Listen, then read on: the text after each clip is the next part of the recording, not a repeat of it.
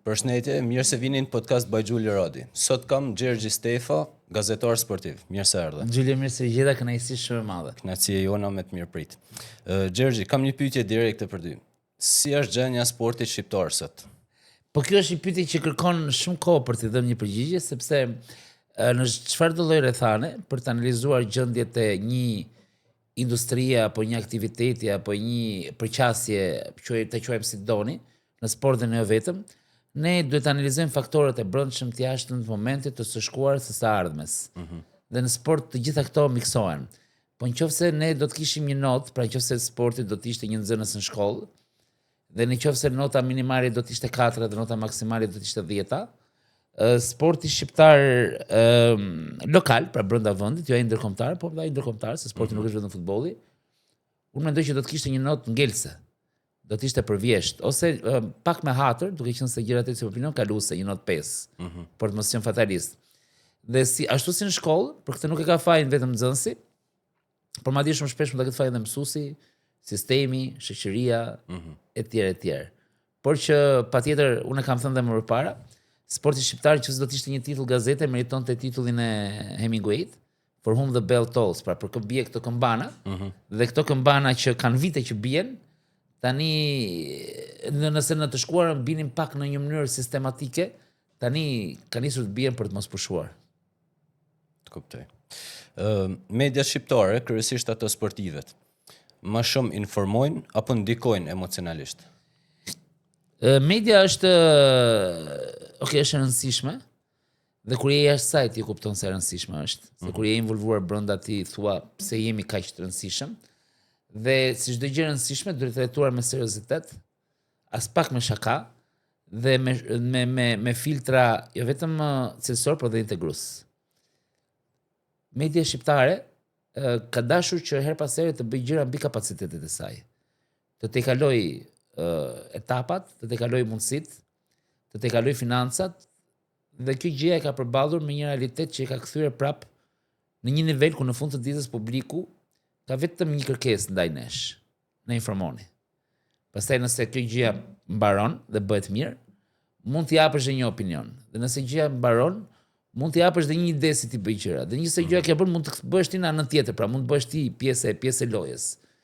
Unë besoj që ne media, dhe këtu patjetër që përfshi edhe veten, akoma nuk kemi përfunduar misionin e parë që është e informimit. Majmën në vitin 2005 fillova punë pra gazetës shqiptare.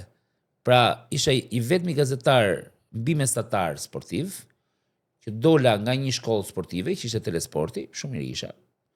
Dhe i vetmi që shkova në një shkollë jo sportive, pra një gazetë politike, aktualiteti dhe për të mbuluar sportin, për 2 vjet e gjysmë për të rikthyer prapë në sport 100% në Sport Expressi. Dhe mendoj që ajo periudha më bëri shumë mirë, domethënë ishte si një master i bërë në një nga universitetet më të mira të Europës, ndërkohë që fakultetin e bën në Shqipëri.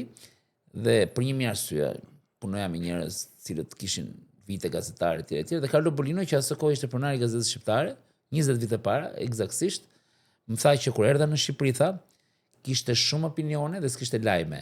Tani çoku ka lajme për s'ka opinione. Pra kjo është një gjë që ne nuk e ndalojmë kurrë.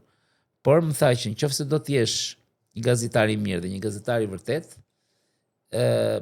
ki një listë simpative, një listë antipative, një listë interesave në mënyrë të tërthort, por mundohu me kalimin e kohës që gjithë këtë panoram të kësaj liste që do të ndikojnë në mënyrën se si ti do shkruash, do flasësh, do përqasesh, mos ta bësh kur ti je mbi 40, por ta bësh kur ti je i vogël. Sepse shumë shpejt do kuptosh që asnjë që është pjesëtar i kësaj liste nuk intereson fare për ty.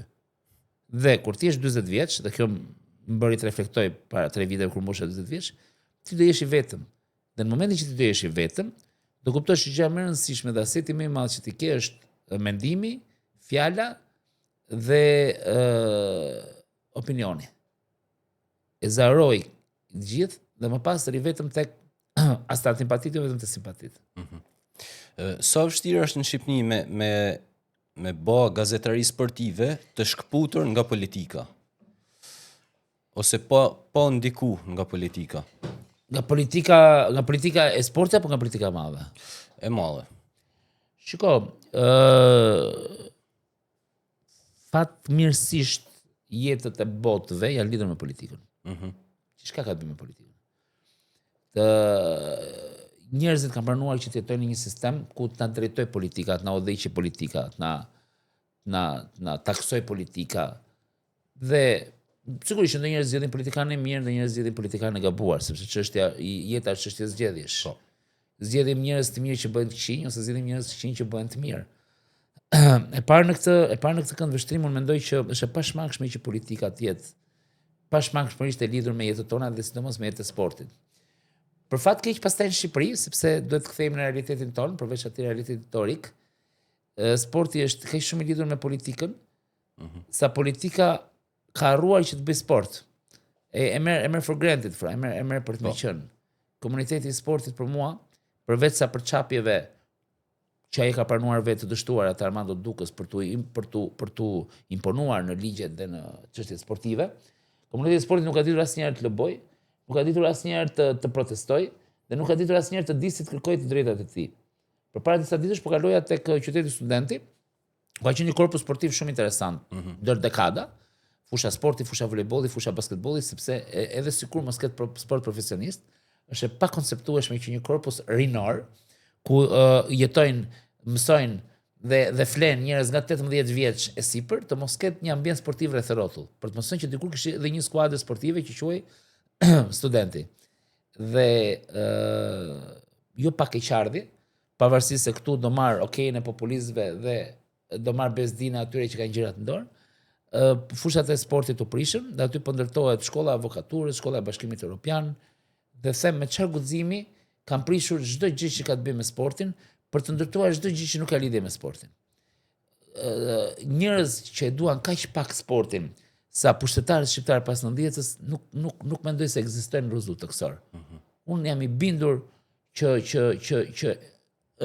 çdo kush në misionet e tij që ka në jetë, në mos e ka dashur sportin, nuk ka pse ta dëmtoj sportin. Çfarë të keq që t'jep sporti? Sporti rrit moshën mesatare të njerëzve. Sporti ka kursim shëndetësi. Sporti bashkon luftrat. Lufta e dytë botërore, ushtarët anglez, gjerman, francez, diçka e tillë tani, për Krishtlindje dolën nga aty ku ishin futur dhe diskutuan me njëri tjetrin dhe luajtën sport, pinë rum dhe u kthyen prap. Pra, çfarë i bën këta njerëz ta urrejnë sportin, unë nuk e di. Kanë prishur çdo fushë sporti në këtë qytet. Çdo kënd sportiv. Dhe pasi prishin gjithë fushat e sportit të lagjeve, zgjohen në mëngjes dhe thonë ne do bëjmë stadiumin më të mirë në Ballkan. Për çfarë po na duhet në stadiumin më të mirë në Ballkan? Kroacia është në kampion e botës në futboll, e treta në botë. Kroacia ende nuk e ka stadiumin e Shqipërisë. Por Kroacia ka fusha futbolli sa gjysma e Europës. Por ta thash, kjo është një temë që nuk e zgjidh dot. Ata që janë sipër dhe që më dëgjojnë çdo ditë në emision thonë lejmë gjergjën klasës, ka një punë të vetën. Ata që janë poshtë tonë po ke drejt, dhe në fund shef vazhdon të njëjtin ritual. Duke po gjithë këtë grind që ke për sportin, edhe me që po flishim pak për ndërthurjen në sportit me politikën. Nesër Gjergji është ministër i sporteve.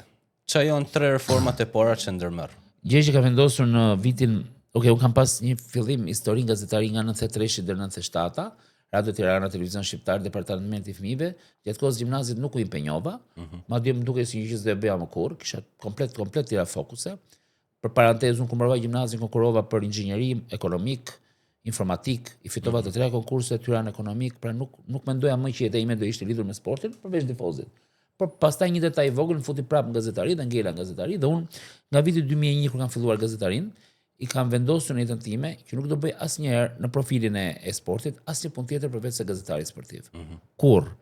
Miqtë e mi kanë përfunduar në për institucione, në për federata, dikush dhënës, dikush me projekte, në për komitete olimpike, ata që kanë qenë më të mëdhenj janë larguar në pension. Unë kam thënë që nga dita parë deri në fund do bëj gazetarin. Me kostot e veta që mund të ketë ky lloj profesioni. Dhe do mundohem që të rritem nga pikpamja e mirëqenies financiare duke bërë biznes siç bëj vitet e fundit. Kështu që e parë në këtë këndvështrim unë nuk do të jem asnjëherë pjesë e politikës në mënyrë të drejtë për drejtë. Por çfarë do të këshilloja unë ministrin e sporteve? Po. Për parantezë unë do të them që unë kam shumë miq 3 persona që janë shumë të rëndësishëm në vendimarrjet sportive të nivelit të dytë. Gerti Shima që është sekretari i përgjithshëm i Komitetit Olimpik, Gjergji Muzaka që është drejtori i sporteve në Bashkinë e Tiranës dhe Endri Hoxha që është zëvendës ministri i sporteve. Të tre kanë këta shumë miq. Janë super kinga, vinë të tre nga fusha sportit, taekwondo, basketball, dhe futboll. Janë të tre e-sportistat më të edukuar dhe të arsimuar të përkatëse, por për fatin e keq të tyre personal nuk kanë asgjë në dorë. Në këtë vend, vendimet e mëdha i merr kryeministri Edi Rama dhe vendimet e vogla për sportin i merr kryetari i Komitetit Olimpik Fidel Ylli. Këta janë thjesht ekzekutues të vendimeve. Nuk kanë të drejtë as të propozojnë. Ose edhe nëse kanë të drejtë të propozojnë, gjëra tjetër në kosh. Dhe për këtë më vjen keq. Për të tre këta, sepse kanë potencial të jashtëzakonshëm për të bërë gjëra të mëdha. Për të rikthyer temës, reforma parë është rilindja sportive. Nëse Rama, dhe unë e komplimentoj, ka bërë rilindjen urbane, ku në çdo qytet ka bërë qendrat e qytetit e tjerë, duhet pa diskutim që Shqipëria të përfshihet një rilindje sportive, ku në çdo qytet të ketë kompleksin e vet të madh sportiv. Një mini stadium, 3-4 fusha futbolli, 2-3 fusha volejbolli, 3 fusha basketbolli. Nga Vermoshi në Konispol. Sepse vetëm infrastruktura dhe zgjerimi i infrastrukturës do të na krijonte mundësinë për të pasur masivizim, për të çuar fëmijët e sportit për të pasur rezultat. Sporti amator ka një lidhje të drejtë për drejtë me sportin profesionist. Bëhet i tillë nga mosha 9 deri në 15, pastaj kthehet në biznes. Në qoftë se kjo nuk ndodh, në qoftë se marrin vendime me PPP për të bërë ca stadiume të mrekullueshme që duhen mirëmbajt, do të dyshoj kush do t'i mirëmbaj. Shkodra, Elbasani dhe Kuksi po degradojnë si stadiume që janë bërë me shumë para. Në qoftë bën stadiume të mëdha për fasadë, për të pritur finalet e kampionateve evropiane 21 vjeçarëve të tjerë janë shumë që bëhen. Por në qoftë se një 7 vjeçar, i cili gjendet sot në Lushnjë, në Fier, në Shkodër, në Vlorë, në Kukës, nuk ka ku të lojë spart lagjën e tij, çfarë po më duhet mu që Gjermania dhe Franca luajnë finale e kampionatit evropian në Shqipëri. T'i japim një mundësi 7 vjeçarit shqiptar të luajë dhe pastaj t'i japim mundësi të Gjermanisë dhe Francës për të bërë PR-in e vendit. E dyta që do bëja do ishte privatizimi i klubeve të futbollit, jo vetëm të sistemave, por dhe aseteve. Shqipëria ka vetëm një shans që të bëjë biznes me sportin. Privatizimi i aseteve në mënyrë që pronarët e klubeve të sportive, të ardhurat e tyre të marrin nga shfrytëzimi i aseteve. Të luhet futboll në stadiumin e Lushnjës, por pronar i klubit të jetë një biznesmen që të rentabilizojë dhe stadiumin, pra të marrë të ardhurat nga stadiumi, nga qirata, ketë të tij, të marrë një kredi etj. Që kjo ka ndodhur vetëm në pak vende. Dhe ajo çka është më rëndësishme e treta, po pse edhe ca lehtësira fiskale, derisa për një 5 vjeçar, derisa klubet sportive apo shoqatat sportive të kenë mundësi, siç është ligji i sponsorizimit në Kosovë, që do të ndihmonte shumë dhe sportin individual.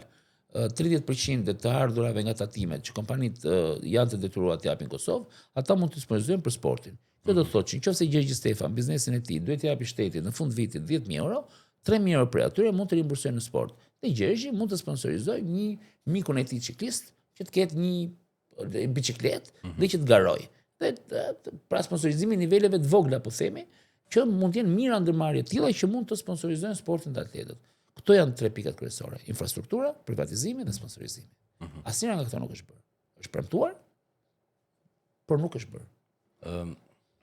Gjergj, a jena ne patriota vetëm kur luan kombëtarja edhe të bashkuam? Po dhe kjo është një temë pak e gjerë. Shiko, unë kam një teori, kjo nuk është teori ime, pas lumtimeve dhe historisë kam lexuar, që ne jemi ndonjë popull më autokton në Europë këtu ku jemi. Shumë pak popull kanë lindur, Zoti ka dhënë mundësi të lindin në vendin ku janë, dhe kjo vërtetohet në histori. Pellazgjia, Iliria, ilirët, shqiptarët, ndërkohë që slavët, serbët, është e njohur, nuk janë vend janë të ardhur këtu. Grekët janë pak më ndryshe, janë më të asimiluar, nuk kanë ndikuar pak feja politika, Rusia etj. Dhe thonë që sa më në vend ta të jesh aq më indiferent bëhesh. Ka një shprehje këtu në Tiranë për shkakun që thotë për Tiranës ka prona shahat, është vend vet. Ndonjëherë agresiviteti i madh vjen kur ti duhet luftosh, kur ti duhet pushtosh, kur ti duhet të kërkosh territore të reja. Dhe kjo pastaj ndrohet gjithmonë gjoja nacionalizëm, patriotizëm etj. E parë në këndvështrim ne nuk na është dashur me luftu, na është dashur me mbrojt. Ai sa kena pas mundësi. Do mendoj që jemi mbrojt mirë, kemi negociuar mirë sepse mund mos ishim dhe fare. Dhe që jemi. Kështu që e parë në këtë këndvështrim mendoj që nevoja për të qenë super patriot dhe nacionalist është atyre që duan të pushtojnë. Shikoni kush është sot vendi më nacionalist, më patriot në botë. Shtetet e Bashkuara të Amerikës. Shtetet e Bashkuara të Amerikës në petkun e patriotizmit dhe në petkun e të qenit amerikan bëjnë çdo veprim, marrin çdo gjë. Po pse bëjnë këtë gjë? E para sepse ata nuk janë autokton. Ata janë një grup miliona njerëz të ardhur nga vende të ndryshme që kanë krijuar vendin më të fortë të botës. Dhe e dyta, ata kanë fuqia atyre ushtarake, fuqia atyre është pushtuese. Dhe ti nuk mund të pushtosh në emër të askujt. Ti duhet të pushtosh në emër të një ideali. ta bindesh botën që ne jemi Shtetet Bashkuara të Amerikës, ne duhet pushtojmë, ne duhet zirohemi. Nëse shqiptari, duke qenë se s'ka pas kohë nevojë për të pushtuar. Kemi lindur, po jetojmë dhe do vdesim të troje. E parë në këtë këndvështrim ne jemi të bekuar nga Zoti në këtë gjë. Dhe ndoshta duke qenë i bekuar në ca gjëra, mund të jesh indiferent ca gjëra të tjera. Në futbolli pastaj është, mua më pëlqen ajo pjesa e futbollit sepse është e vetmja mënyrë që sot shtetet të rivalizojnë në mënyrë të edukuar, them unë, pa u vrarë, në një formë për të treguar identitetet e tyre. Është shumë e bukur që është, sepse po mos ishte as futbolli, të siguroj që bota do të ishte një mishmash i madh. Të paktën sot gjermanët, anglezët, spanjollët, hollandezët, shqiptarët, turqit dallohen edhe nga ajo uniformë kombëtare. Pra nuk ka vend më të mirë ku flamuri merr pjesë më të mirë. Imagjinoni bota pasport, vetëm kjo botërori i klubeve. Nuk kuptohet asgjë. Paktën futbolli thonë që i ka bashkuar kombet, por unë mendoj që i ka nxjerrë pa identitetin e tyre më të mirë. Gjergj, cila është ajo ngjarje sportive ose ndoshta një ndeshje që për ty si sportdashës edhe si gazetar ka shkaktuar ato emocionet më të forta? Pyetja është shumë e bukur, se duhet gjej një ose dy që kam përjetuar unë, emocionet negative i ka marrë në Athinë në mars të 2005-s. Greqi-Shqipëri, luanim Karaiskaqi në stadiumin e Greqisë, stadium 33.000 vend që ishte bërë për lojrat olimpike 2004-s. Ne i kishim mundur ata në shtator, ata ishin kampionë Europe, Karagunis, Karisteas, ekip shumë i mirë, Nikopolidis, portier, Georgatos, mbrojtësi majtë i Interit, ne kishim ekip mirë goxha, i mundëm 2-1 në Tiranë. Bëri gol Murati dhe Aliaj, pastaj Anakopoulos për grekët. Por në Tiranë atmosfera ishte shumë e nxehtë po festive. Ndërkohë që në Athinë, unë për herë të parë në jetën time, unë isha përballur disi, duke qenë edhe për origjinën si me greke, mama isha përballur disi me Greqinë në nivel pushimesh, isha përballur disi dhe me nacizmin e tyre. Por për herë të parë, unë për herë të parë përballur me urrëtin. Ne në Shqipëri kemi qenë shumë të varfër. Unë kam rinë 82-shin. Ne në vitin 89 nuk kishim bukë të hanim. Gjithë shqiptarët. Ne në Tiranë pak më ndryshe, po imagjino shqiptarët. Rinim në përradha, vajguri, qumshti, unë vishja bluzat e motrës, motra vishja bluzat e gocës tezës, s'kishim asnjë top. Por ne nuk urrenim. Ne nuk urrenim askënd. Dhe i dhuronim dashuri njëri tjetrit, bulizonim, është e vërtet, ka qenë një epokë shumë bulizuese, po ka qenë besoj gjithë bota aso kohë. Por ne nuk urrenim. Unë ndjesinë e urrëties nuk e njihja. Ne jetonim brenda fisit, brenda lagjes, brenda familjes. Kishim zili kur shikonim reklamat e huaja. Thonim o Zot, si ka mundësi që bota është kaq e bukur, kaq me ngjyra, pastaj mësuam që bota është vetëm një imazh. Dhe ne ndoshta kemi asgjë më pak se bota. Dhe kur shkoja në Greqi, her pas here ndjeja racizmin. Atë ditë në stadium, besiguri e kam provuar dhe ata që qenë në Beograd 2014, unë kam qenë në studio, nuk kam qenë në stadium. Në atë mars 2005 në stadium, unë kam kuptuar çfarë do të thotë urrëtia kolektive. 33.000 njerëz, pleq, plaka, trinj, deputet, parsimuar, gazetar, ata ishin 90 minuta në të njëjtin kor. Ti shqiptar nuk do të bëhesh kur grek. Pasioni i urrëties që kam parë në stadium nuk e kam hasur asnjëherë në jetën time. Kam parë, nuk kam ndier vetë, por kam parë njerëz që urrejnë në mënyrë individuale, të zhgënjur nga dashuria, nga ku diun se çfarë, urrëtia për shembull thonë që është forma më e lartë edhe e dashurisë. Por në nivel kombëtar dhe në nivel në makro, unë besoj që ata njerëz na urrejnë. Dërsa ne ne nuk e kemi urrë. Ky është opinioni im personal. Nuk e kemi dash, mund të jemi ngatarru, mund të ngatarru politika, por ka një dallim shumë të madh midis urrëties dhe midis rivalitetit, midis urrëties dhe midis kundërshtarit, midis urrëties dhe kundër mosdashjes, midis urrëties dhe kundër inatit. Urrëtia kolektive për mua është opiumi më i keq që një komba, një popull ka marrë, sepse ai është opiumi pa diskutim. Grekët, shqiptarët, serbët janë gjithë njësoj. Ti aty kupton se çfarë mund të bëj politika e madhe mendjeve dhe shpirtave njerëzor. Kjo ka qenë emocion negativ. Emocione pozitive kanë pas plot.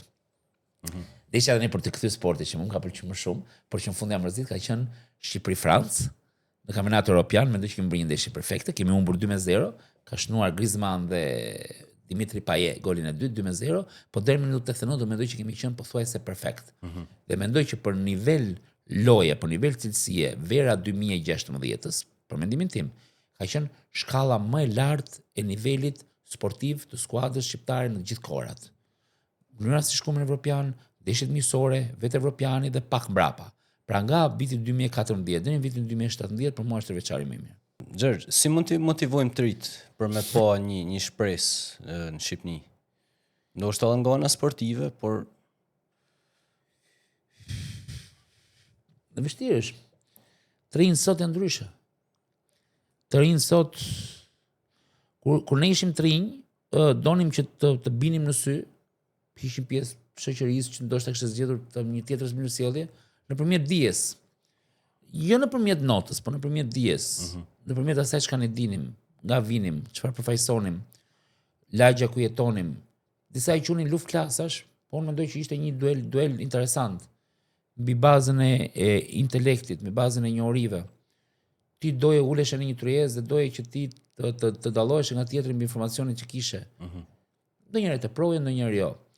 Dhe ti investoje te kjo gjë. Njerëzit atëre mësonin, lexonin, kishin pasion gjeografin, historinë, letërsinë. Përveç shkencave eksakte që unë mendoj që do të jenë gjithmonë, sepse njerëzit mendojnë kush e di pse gjithmonë që matematika, fizika dhe kimia do t'i bëj njerëz, por kjo është një tjetër temë. Njerëzit lexonin libra, jepnin, merrnin, shikonin filma, kishin disa karaktere brenda tyre. Ndërsa sot trinjt janë fast food. Okej, kështu është koha, mund të jetë edhe mirë, mund të jetë edhe mirë që është kështu. Dhe si mund të frymëzojmë ne? Mund të frymëzojmë ne nga ato heronjtë së shkurës? Jo. Jo, ato, domethënë, si mund të frymëzojmë ne një tri? Si mund ta frymëzojmë ne një tri në shembujt e ku diun e njerëzve të cilët kanë bërë revolucione. Jo, sepse nëse ti përmend atyre një njerëz të ditur, ata thonë un kam ChatGPT ku mund të bëhemi ditur.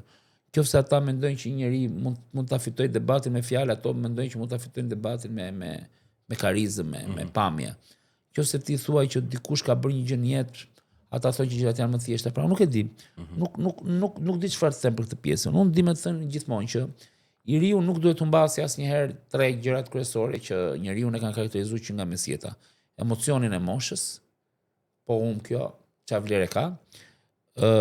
Qëllimet personale për të bërë dikush në jetë, qoftë edhe në këtë epokë teknologjike, dhe në fundit në rini duhet provuar eksperjenca, pra duhet provuar gabimi.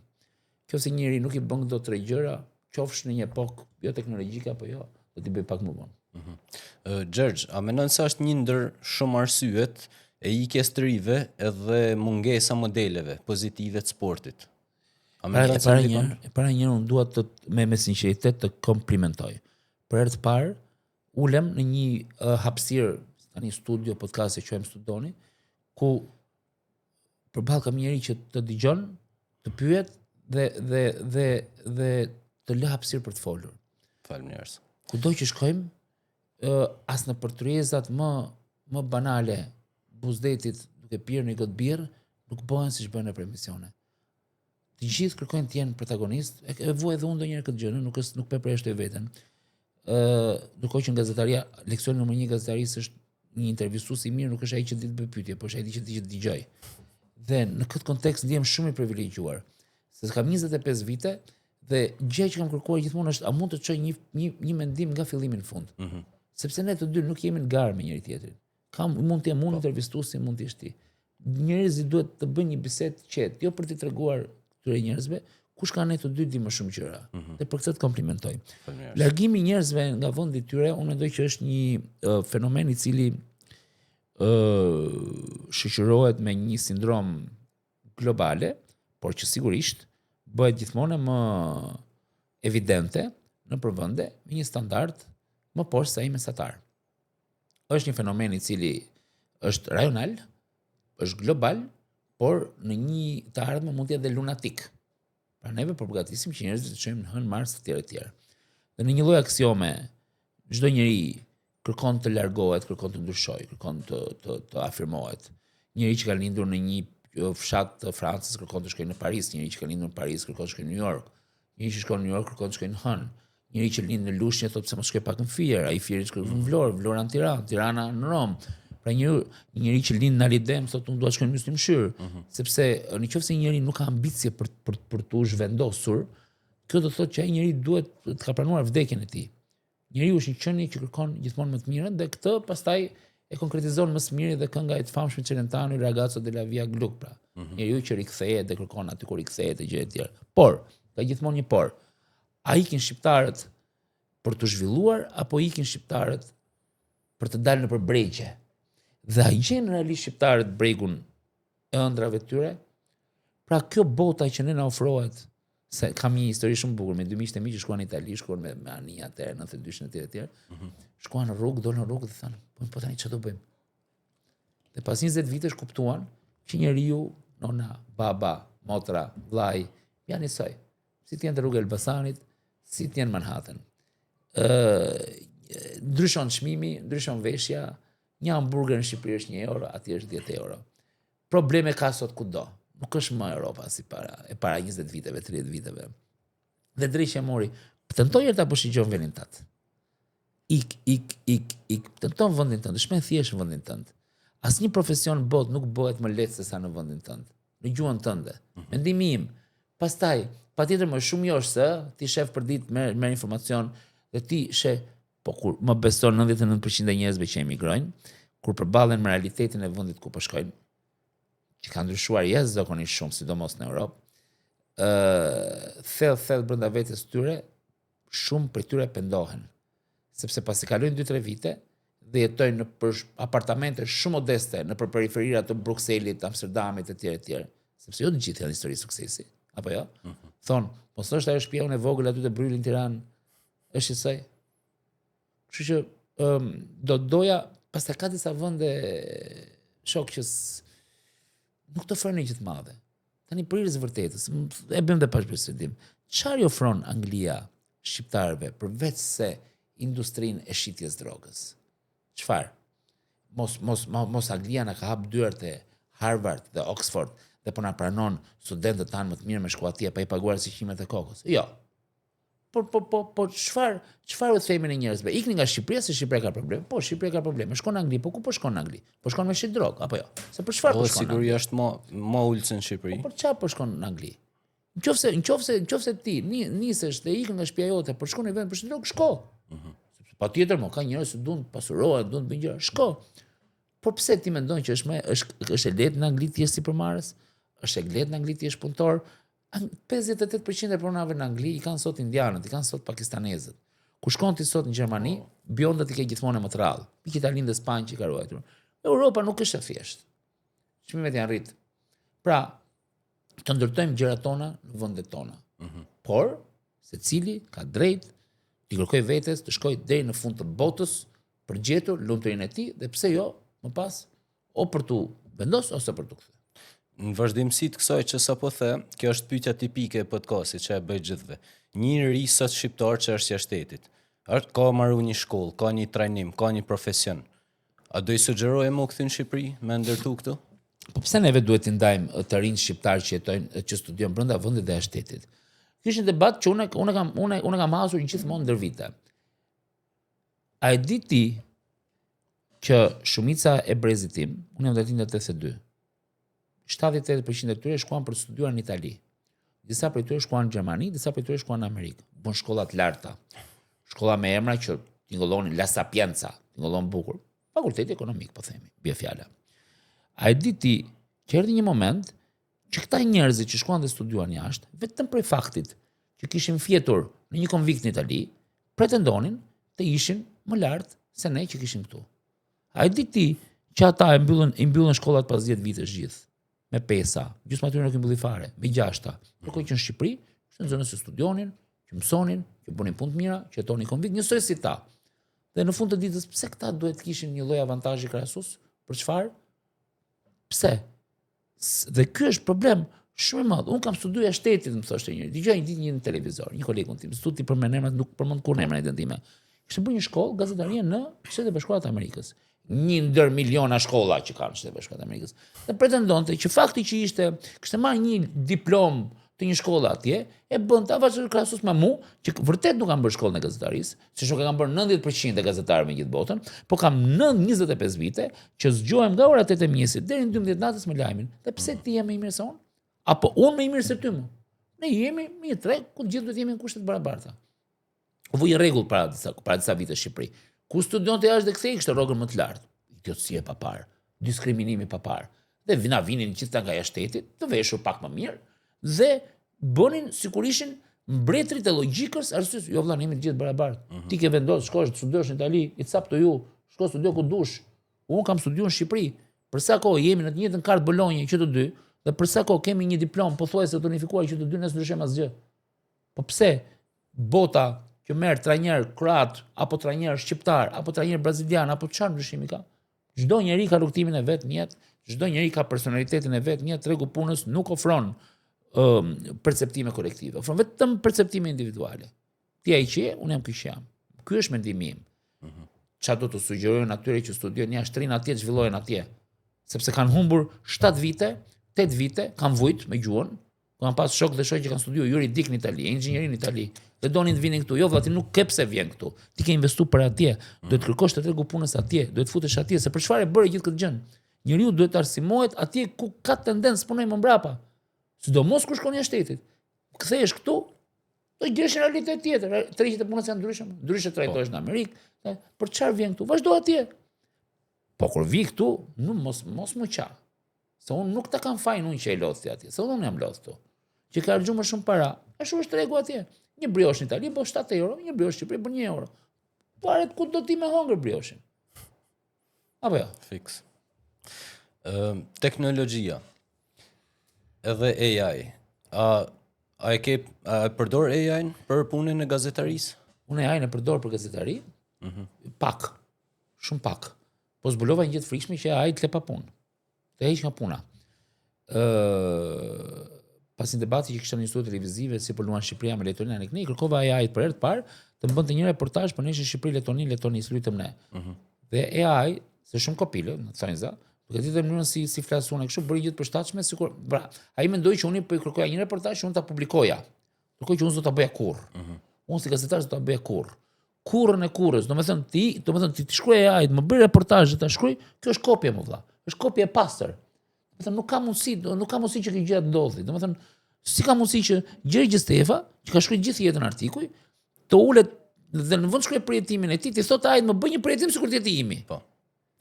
Unë do propozoja që kjo gjë mos ndodhte në këto nivele. Do propozoja unë që ai të më sugjeronte si të bëj një plan të mirë biznesi, ku diun se çfarë, të më bënte një analizë, të më jepte një këshill, të më jepte një informacion, të ishte një Google më i avancuar patjetër. Po kjo gjë, a di që ka njerëz që zgjohen mjes dhe zgjohen me AI-n, i kanë vënë emër. Mirëmjes Era, mirëmjes Gjergj, si e sot, au lodhe sot. Kjo gjë është e tmerrshme. Por kjo gjë është e tmerrshme. Domethënë kjo gjë do t'i çojë njerëzit në një apokalipsë, është e tmerrshme. Si mund të shkruash ti? Ore deri te çati me njeriu e pranoj. Krijon një lloj afeksioni. Po çatin me një algoritëm teknologjik është e pabesueshme. Dhe njeriu është një qenie që është e destinuar që të futet në trik, të futet në kurth. Por është e destinuar, sepse AI ka një veçori shumë inteligjente, të thot ty atë që ti do të dëgjosh. Po. Kjo është forca më e madhe që ka ai. Kush është problemi më i madh që ka njerëzimi? Të dëgjosh atë që ti do. Ta ja punë thot ai, gratis. Provo ti thuash, a jam unë i bukur? Pse do të thotë ai ti i shumtuar? Ka lutmenç? Do të mbasi si klient? Ai thot po, ti shiko, bukuria shpirtërore bla bla bla bla bla bla bla bla. Dhe në fund fare thot po. Gjergj ti je më i bukuri. Po çfarë do ti? Ç'të duhen me njerëzit ty pastaj? Ti çfarë do ti nga njerëzit? Të konfirmohesh. Kjo është e keqja e AI-t. Që unë do refuzoja mos ta përdorja. Por më ndihmon shumë për redaktime tekstesh, për redaktime kontratash. Unë kam një biznes në real estate dhe aty më ndihmon shumë për përshkrime, për rregullime. Ndonjëherë nxitojmë ku shkruaj. Pra redaktim, editim, modifikim, e gjitha vetëm duke përdorur një ditë për komunikim, Përshëndetje, takojmë në orën 7:30 se humbi shumë gabime të shkrimore ku shkruaj në WhatsApp. Kjo po tulem unë dhe të krijoj unë një Simon, ka qenë një film Al Pacino që krijoi një loader Simon me teknologji dhe pastaj doni me vrak ta, se ky vrau Simona, nuk bindesh njerëz që Simona nuk është e vërtet. Të hyj në AI dhe siç ka shumë njerëz, një gocë një ditë në blog thoshte flas me Zotin. Flas me Zotin thoshte, AI është Zoti, më jep përgjigje për gjithçka. Unë i flas se unë kam aty. Dua ti çaj, e kam një shpatull ku të mbështetem. Unë të flas me Zotin, i shkruaja dashurit, ti ma lindë sin, i shkruaja ajt, thoshte më thënë përgjigje direkte. Flas me Zotin. Por ajo që dim ne për Zotin nuk është kjo. Përmend real estate-in. Më çuditi pa ky kombinimi, gazetar sportiv me real estate. Si ardhi? Po, unë mendoj që përveç janë partizani faktit që njerëzit individualisht duhet të kenë sipërmarrjet e tyre individuale, qoftë kjo prodhim, qoftë kjo shërbime, Shqipëria është një vend agresiv, ku mbijetesa kalon nëpërmjet individit dhe jo nëpërmjet kolektivit, dhe kjo duhet shënuar. Pra ti në Shqipëri nuk rritesh dot me ndihmën e sistemit dhe njerëzve. Njerëzit në Shqipëri ndërtojnë sisteme frustruese, në për kompani, në për punë, në për shtet etj. Pra ti nuk arrin dot të realizohesh, ndoshta edhe në botë, po tregun shqiptar kanë provut punës. Dhe vjen një moment në jetën tonë që thua të bëj diçka për veten time. Sepse ti jep shumë për të tjerët, për kompaninë, për njerëzit, për situatat, por metri i vlerësimit është i vogël. Unë kam punuar 10 vjet në Digital Supersport, 10 vjet. Kam qenë top journalist, one of the best, kështu më konsideronin. Shefi i linjës editorialiste. Bëja kronikat e darkës, isha drejtues emisioni, komentoja gjëra të vogla, isha gazetar, bëja reportazhe. 40 deri në 50% të ardhurave që merja nga puna si gazetar sportiv, i lija po aty, se ti e di, duhet dalësh, të bredhësh etj. Vija pikat mbi, hyja në për konflikte, bëja. Këto i bëja në emër të profesionit tim gazetar, por në funksion të një kompanie. E nisa me 1 milion lekë të vjetra në 2014, dhe në 2019 rroga ul 100.000 lekë. Ul rroga 100.000 lekë, kompania është në krizë, ulim rrogat. Dhe në 2024, me drejt, pa të besoj me drejt, drejtori Kosta, do mbyll regjin, do mbyll emisionet, faleminderit, mirupafshim. 10 vjet. Unë ato 10 vjet kisha dhënë gjithçka. Nga mosha 32 deri në moshën 42. Nuk ma ka fajin asnjë, e kupton, nuk po qahem. 10 vjet, gjithçka, gjithë kapacitetet e mia intelektuale, fizike, imazhe. Çdo 3 ditë ty duhet ishe nga 2 orë te berberi, do dalësh në televizor, do takosh njerëz, do takosh dreka, do takosh darka, do vishesh, do marrësh kostume, do të lahesh, do shplahesh, do rush imazhin, do kujdesesh mos bezish njerëzit, nis me 1 milion lekë dhe mbyllet me 900.000 lekë. Ndërkohë që çdo gjë tjetër është katrëfishuar. Dhe në fund fare të vjen, se kështu është kapitalizmi, më kështu është biznesi. Biznesi falimenton. Se okay, po, Digital po falimenton. Fatkeqësisht, më dhem shpirti. Falimenti mund të jetë 30 vjeçar, në proces. Po. Dhe thot do mbyll emisionin. Dhe ti gazetar për emisionin, do mbyll regjin, do mbyll webin, do ta kaloj te Top Channel-i. Zgjidhje të drejta. Unë nuk marr përsipër të gjykoj zgjidhjet se bëjnë biznes të tjerët. Dhe thonë gjë që duhet të largohesh. Sa rroga do? 3, 6, 9, 12 çarën se ka dhe 24. Mbarojnë shumë shpejt. Super deal. Ja vetë thash, do reqim, nuk e kam problem fare, madje kurrë në jetën time nuk do ja konflikt me Digital. Më bëri një pjesë të kësaj që jam. Por kur del mbylla të derë dhe hyj në makinë, je 42 vjeç dhe thua, po tani çfarë do bëj?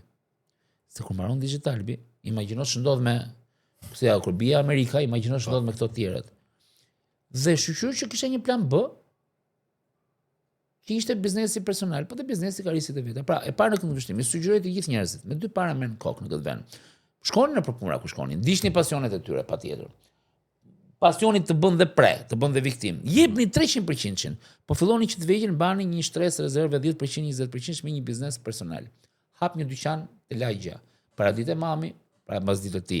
Shit byrek, bëj një gjë, ble me 5 lekë, shime 7 lekë, ofroj një gjë, ofroj një konsulencë. Sepse do vi dita që do të thonë dilë nga kjo derë.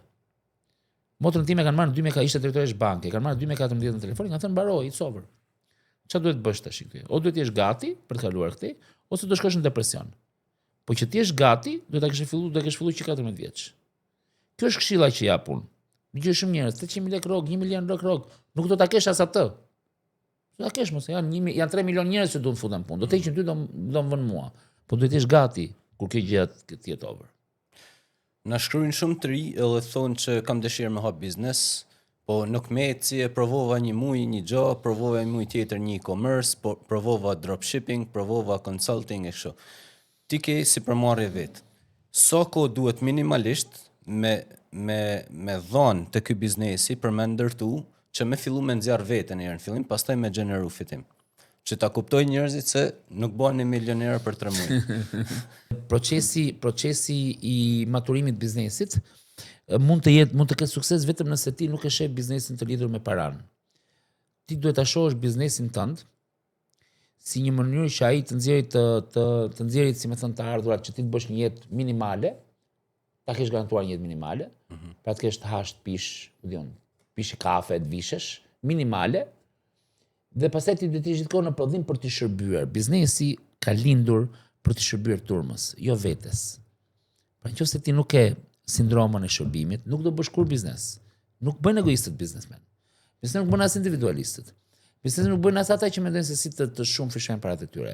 Biznesmen bën njerëzit të cilët thonë, po shoh këtij qyteti duhet t'jap bukë, këtij qyteti duhet t'jap ujë, këtij qyteti duhet t'jap drita. Dhe nëpërmjet dhënies bukës qytetit, unë do fitoj paratë e mia. Unë nuk bëj biznes duke ndërmjetësuar shitjen e pronave. Unë bëj biznes duke gjetur ty shpinën e ëndrave. Duke gjetur ty zyrën e dur që ti të bësh podcastin tënd, duke negociuar për çmimin, duke të kënaqur ty, duke të bërë ty me para, unë bëj para. Unë nuk bëj para nga ty. Unë bëj para nga procesi.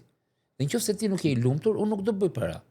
Dhe kushdo që duhet të hyj biznesi, nëse mendon se si do unë do investoj 5 lek, dhe si do bëj këto 15 lek, nuk ka nevojë fare të bësh biznesmen. Mi investo diku, investo në bursë, kërko çet GPT, çat bëj me 100 euro ku ti investoj, ti japin ato 7 kriptomonedha për t'i bërë, ri në shtëpi, merr një risk përsipër 3%, 4%, 5%, banka këtë bën, banka është më e sigurta, 3%, merr 10.000 lek, futi në bankë, 4.000 lek më për muaj, jeton me ato lek. Ku diun, blej një pronë, ke 100.000 euro, merr një kredi 100.000 euro, blej një pronë, jepe me qira, do fitosh 5 lek. Nuk është ky biznesi. Biznes bën Zamir Mane. Tani unë do më shajnë sa ke aty komentet se njerëzit kanë, ai thotë si të bëj një qytet të ri, dhe ka bërë Qytetusitin, ka bërë një qytet të ri, qytet bashkohor, qyteti i së shkuarës, jo i së ardhmes, ashtu e kishim. Lulishtja, lagja, domethënë shkolla, fusha futbollit fëmijëria, koncept. Ka bërë Green Coastin, koncept elitar, më po është koncept. Njerëz që shesin vizione, ti po bën si gjë tënde të marketingut, ose mendon fare për lekët. Ti nuk duhet të investu mu. Apo jo, ti nuk po mendon ti tani se lekët do të gjë fare. Po lekët vin vetë në fund ditës, mund mos vinë, mund të kesh fat, mos kesh fat, mund të shtosh. Çfarë nëse kjo gjë? Në fund do shkojmë gjithë 2 me 2. Biznesmeni nuk jeton mirë. Biznesmeni ha buk një orë, ri aty një orë ha një buça buk. I shef gjithë restorantet që janë plot, ulen njerëzit me sushi, me shap, me këto, me çan, një shkopa, gjona. Asnjë s'është biznesmen nga ata. Ata janë gjithë të punësuar, të cilët kanë kohë për të bërë gjë të tillë. Unë s'kam mendje, nuk më shkon mendja me hongër fare. Se jam duke menduar si të zhvilloj podcastin Rooftop, që shqyqyr zotit ka nis mirë. Si të bëj atë bisedën. Më ka marrë një klient e flutra, si t'ja gjej shtëpinë ndërmi. Si të shkoj pastaj atje. Ç'më duhet mu sushi. Nuk më në xhep fare. Shkoj hama për çështjen e tyre ku pra. Biznesmeni është ai që njëri që nuk jeton me realitetin, nuk jeton me trendet. Një biznes është njëri që ri me tuta, me bluzë me mungë shkurtra, por nuk i kushton rëndësi asgjë, i ka vetëm atë mendjen e vet. A kupton si ta vënë në funksion gjë. Kështu e shoh unë biznesin. Unë kështu e shoh biznesin. Unë nuk mendoj që Mark Zuckerberg ka menuar një herë për lekët kur e ka bërë atë gjë. Mark Zuckerberg çka ka bërë? Ka bërë Facebookun, më ç'i duan lekët? Ka bërë Facebookun. Leo Messi, dakord me lekët i duan gjithë. Leo Messi jep kënaqësi gjithë botës. Pse kur bën gol Messi ç'a mendon? Sa lek do marri kontrata? Më thuj ti mo. Ë? Barcelona Real minuta 92 para 7 viteve bëri gol minuta 92. Hoqi bluzën, sigurisht që ai gol i arriti kota treg. Pa ka menuar atë moment për lekët? S'bëhet fjalë. S'bëhet fjalë.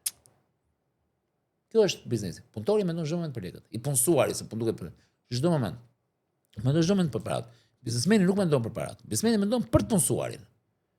Ka raste deformime unë flas teorisë, tani ka filozofi që deformohen në për ambientet caktuara, mos e po unë flas në teori. Kupton? Biznesmeni vërtet është ai që mendon nga mëngjesi në darkë se si të kënaqë 2 element kryesor, të punësuarin dhe klientin. Dhe ky është biznesmeni. Biznesmeni është këtu, i punësuari këtu, është klienti këtu. Nëse këta të dy nuk janë njësoj të kënaqur, biznesi do të dështojë, mendimi im. Jam shumë dakord me këtë mendim, edhe kam bërë një video para ca muajve, edhe them që ti si biznesmen fikse që thua ti, je në shërbim të popullit, nuk e ke hapur me balek, edhe mbate përshtypje për shembull për ditë festash, për bajram, për Pashk, furr buket e mbyllën. Si ka mundësi ti dosh me shërby njerëz se sa ditë kanë miq, ndoshta kanë familjarë etj etj. Unë punoj zakonisht të shtunë dhe diel. Sepse në real estate, domethënë shtunë dhe diel unë kam gjithmonë agjendën e zënë. Edhe kur shkoj për qef, që shkoj në plazh, mundohem të prezantoj pronat e gjëra, sepse njerëzit janë të lirë. Dhe ti punon kur njerëzit janë të lirë. Futbolli luhet ditë diele. Pse? Sepse ne punojmë, ndërkohë që tjerët janë duke festuar. Po. Kjo është filozofia jonë dhe prandaj do të paguajmë më shumë. Se ti je duke festuar, duke ngrënë, unë jam duke punuar. Kam zgjedhur të bëj këtë gjë. Po unë nuk mund të mbyll telefonin ditë dhe të them klientit tim që është duke dashur të shoh një pronë, qoftë 100.000 lekë vjetra me qira, çiko vllasun jam pushim sot. Unë s'mund të jem pushim. Biznesi nuk mund të jetë pushim. Sepse nëse biznesi është pushim, atëherë botën e mori lumi. Se ku do hahet, ku do pihet, ku do shkohet, ku do bëhet. Domethënë biznesi do të jetë në non stop. A ka pastaj brenda bizneseve të caktuara lobingje që një diel dalun, një diel delti, kjo është tjetër temë. Patjetër. Dhe lidhja midis gazetarisë dhe real estate-it, më e forta ka qenë që unë në gazetarinë e shkruar sidomos, kuptova që jeta nuk ka pushim. Unë punoja për ditë nga ora 1 drekës deri në orën 1 natës. Shtunë, diel, vetëm 3 ditë në janar. Për Krishtlindje, sepse gazetat nesër do dalin. Ngjarje ka për ditë. Dhe unë kur kalova në real estate ishte nga 12 orë 24, e pata të lehtë për të përshtatur sepse isha mësuar me këtë ritëm. Nuk isha mësuar 9-5. Është problemi 9-5 është. Është një shprehje bukur që thotë, si përmarrësit janë njerëzit e vetëm që refuzojnë me punu 8 orë në ditë për dikë tjetër dhe zgjellin me punu 24 orë në ditë për veten. Unë me thon drejtën se gazetaria është që krijuese. Punonim për të tjerët, po punonim në një formë krijuese, pra, edhe në gazetë edhe në digjital, pra. Kjo lidhja punëdhënës pumarrës është ka një hendek në mes që është emisioni që bën hendekun. Dhe nuk e dish domethënë që ti të shkosh në orën 9 dhe dalësh në orën 5. Tani them që s'do e bëja dot, por ndoshta do e bëja, por frustruese duhet të jetë. Sepse kompanitë kanë sindromën militare, sindromën ushtarake. E ka vetë njeriu sindromën ushtarake. Pse ushtria për shembull është nga gjërat më suksesshme që ndodh. Njeriu ka lindur ushtarak. Shef, atë që ke më poshtë sillesh keq, domethënë është natyra njerëzore. Por pa njerëzit pra të ushtarakisht të konsoliduar, bizneset nuk do kishin evoluar këta që janë. Po. Unë mendoj që njeriu do të bëjë një gjë duhet të bëjë një gjë të ndërmjetme. Të edukohet. Shkollimi është i rëndësishëm. Nuk ka problem, mos jesh ekselent, por shkollimi është i rëndësishëm. Shkollohesh mirë, ta rrethosh veten me kurse, me gjëra. Nga mosha 18 deri 23-24 të punosh në një kompani ku të marrësh përvojë. 24-31 mundohesh të jesh menaxhim drejtues, se krijon portofol klientësh gjërash. Dhe unë mendoj që pastaj bizneset personale në shërbim thashë, se pastaj ato trashëguarat, hoteleri, fabrika etj janë tjetër nivel. Dhe pastaj nga mosha 32-33, që është që moshë e pjekur, ke parë çfarë bëhet dhe ke parë të dy anët e medaljes. Ke qenë dhe kështu, ke qenë dhe ashtu. Dhe mund të nisësh një biznes, networkun e ke krijuar, gjë ke krijuar. Por gjithmonë 3 këshilla që mund të kondicionojnë të ardhmen. E para integriteti në marrëdhënie. Integriteti është shumë i gjerë. E dyta, në mos modestia, mos thuaj jo. Nuk mund të thuash jo. Madje duhet të ofrohesh. Unë ju shkruaj në Instagram, të vinë podcast, duhet të ofrohesh. Domethënë ti aty nuk mund të jesh ti aty të cepi aty. Duhet të ofrohesh. Kur thon hajde për çdo gjë duhet të jesh gati, po. Duhet të jesh gjithmonë gati. Nëse do të bëhesh ose mund të rish të cepi jot. Dhe fundit kujdes me paratë. Në fjalët i Merera, llogaria bankare është gjithmonë ajo që mbetet.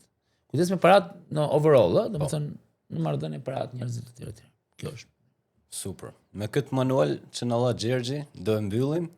Shumë faleminderit për gjitha idetë që ndove me ne, edhe i mirëpritën gjithmonë. Unë ishte kënaqësi të thash edhe gjatë mesit.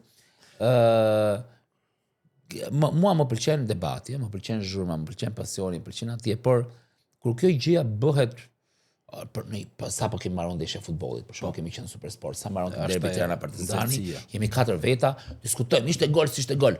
Po ne ulemi në portryeza bisedash në televizive për shpërndar opinione 10 ditë mbrapa dhe zihemi, për çfarë zihemi? Ta dëgjojmë njëri tjetrin. Njerëzit që na shohin ta gjykojnë vetë pastaj kur rinë dhe kur nuk rinë. Gjithsesi ishte kënaqësi shumë e madhe dhe besoj do kemi ndeshje kthimi se do vishte rooftop-i. Me kënaqësi. Në fakt highlighti, domethënë ideja podcastit është që highlighti të jetë i ftumi.